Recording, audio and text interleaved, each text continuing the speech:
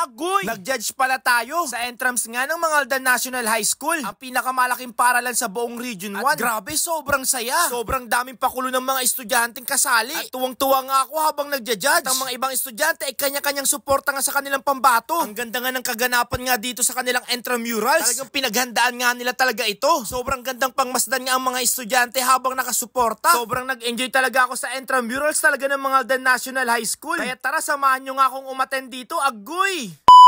Bago pala ako umatin ng pagja-judge ko nga mga kaagoy, umatin muna nga ako ng Lux Estetica Beauty Center para magpagwapo. Para sa ganun ay kapag haharap nga tayo sa maraming medyo maayos-ayos naman tayo. Ito talaga ang sandalan ko mga kaagoy kapag may mga lakad nga ako importante. Nagpa-Lux Premium nga ako dito mga kaagoy. Napabagay nga sa pupuntahan nga natin. Kailangan ko nga ito mga kaagoy. Para sa ganun nga ang aking mukha nga ay gwapong tignan. Kung naghahanap nga kayo ng clinic na mag-aalaga ng mukha nyo, ay nire-recommend ko nga sa inyo ito. Nagpa-Pico Laser na nga rin ako pala dito mga kaagoy. Para mas lalong mag-glow nga yung aking mukha. At eto na nga naging resulta ng aking mukha. After natin magpa-treatment nga dito sa Lux Estetica Beauty Center, mas nag-improve at nag-glow nga ang ating mukha nga dito. At eto na nga ang kaganapan sa pagja-judge ko nga dito sa Mangaldan National High School. Diretso muna nga daw ako ng faculty room. At dito muna daw ako maghihintay habang hinihintay nga natin mag-start ang program. Pinakaway ko muna nga sila mga kaagoy sa ating vlog. Habang naghihintay nga tayo mga kaagoy, nagpa-tour muna nga ako kay Sir Mike para tignan nga lahat nga ng mga candidates. Titignan nga natin sila kung paano nga ang preparasyon nga na ginagawa nga nila dito. At alam nyo ba, ang Mangaldan National High School ay isa sa mga pinakamalaking paaralan sa buong Region 1. Kaya excited na nga ako masilayan ang mga kanilang performance. Pinakyat mo na nga ako ni Sir Mike sa taas dahil meron pa nga mga ibang candidates na nandoon. Support rin nga ang mga estudyante sa mga candidate nga nila. Pagpasok nga namin sa itaas, ito nga ang bumungad nga sa amin. Halos lahat nga ng candidate ay ready na nga magpakita. Bali nagpaalam muna nga ako kay Sir Mike na lalabas muna nga ako para ikutin ko nga itong buong campus nga ng Mangaldan National High School. Sobrang nakakatuwa nga tignan ng mga estudyante nga dito. Sobrang sasaya nga nila. Sa pag-iikot ko nga dito mga kaagoy, natagpuan ko nga isa sa mga pinaka-paborito kong ang lugar. Itong kantin nga nila dito. Saktong-sakto nga hindi pa nga tayo nag-almusal kaya bibili muna nga tayo dito ng pagkain. Napakamura nga ang kanilang mga benta dito. Yung 10